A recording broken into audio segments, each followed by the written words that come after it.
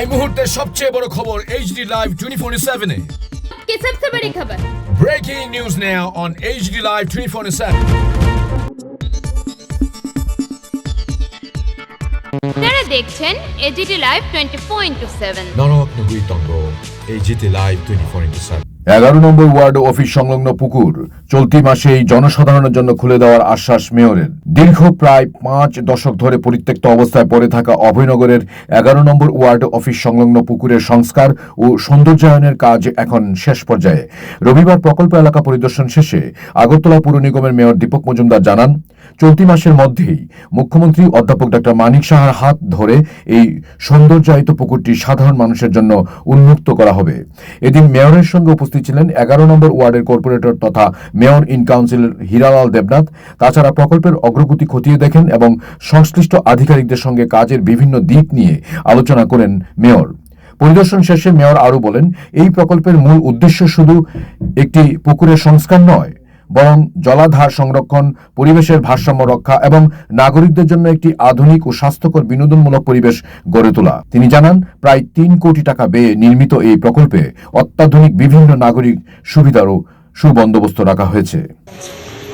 এই অভয়নগর বাজার সংলগ্ন যে পরিত্যক্ত পুকুর ছিল, এটা আমাদের যিনি এমআইসি মেম্বার হীরালাল দেবনাথের বিশেষ উদ্যোগে আগরতলা পৌর নিগমের ব্যবস্থাপনায় কাজ প্রায় সম্পন্ন হয়ে আছে। তো আমি দেখে খুব খুশি হয়েছি যে খুব সুন্দরভাবে আমাদের চাহিদার তুলনায় বেশি সাজানো হয়ে গেছে, এটা এখন খুব গুছানো হয়ে গেছে। এবং দীর্ঘদিন এই এলাকার বা বাজার সংলগ্ন মানুষের দাবি ছিল যে সংস্কার করার।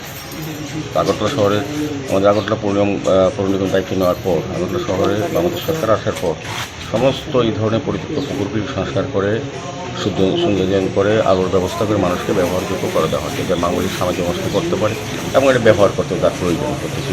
সেভাবেই অভয়নগর বাজার দীর্ঘ 50-60 বছর ধরে এটা একটা আবর্জনা জায়গা ছিল, ডাম্পিং ইয়ার্ডের মতন ব্যবহার করতে মানুষ, নোংরা জল, সমস্ত বাড়ির যত আবর্জনা বা কিংবা ব্যবহৃত জল পুকুরে পড়তো।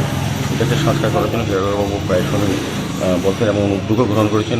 আমরা কিন্তু আজকে আমি দেখেছি যে এটা একদম কমপ্লিট। এখন মাননীয় মুখ্যমন্ত্রীর সঙ্গে আমার কথা হয়েছে, উনি বলেছেন ডেট ঠিক করার জন্য উনি সময় দিলে পরে মুখ্যমন্ত্রীর হাত ধরে আনুষ্ঠানিকভাবে জনগণের জন্য ব্যবহার করার জন্য দেওয়া হবে।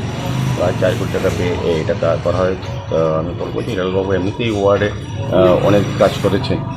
আমাদের প্রতিটি ওয়ার্ডে কর্পোরেটর কাজ করেন। আগরতলা মিউনিসিপ্যাল কর্পোরেশনের পক্ষ থেকে আমরা আগরতলাকে নতুনভাবে সাজানোর চেষ্টা করছি। তার অঙ্গ হিসাবে বিভিন্ন পরিচিত পুকুর, পার্ক এবং ওপেন জিম করা, রাস্তা নিকাশি ব্যবস্থা, আলো ব্যবস্থা করার চেষ্টা আমরা করছি। আর এটা সুফল আমি বলবো যে হীরালালবাবুর বিষয়ে ধন্যবাদ জানাই। উনি একটা পরিত্যক্ত পুকুরকে এত সুন্দর করেছেন, মানে অবাক লাগে। এই জায়গাটা একদম পরিবর্তন হয়ে গেছে এবং পরিবেশটা খুব সুন্দর হয়ে গেছে। পরিবেশ দূষণ হতো, এখন কিন্তু নির্মল পরিবেশ, সুন্দর এবং এত বেশি গাছ লাগানো হয়েছে আমি কোথাও দেখিনি। সুন্দর idea. Bureau report, AGT Live 24/7।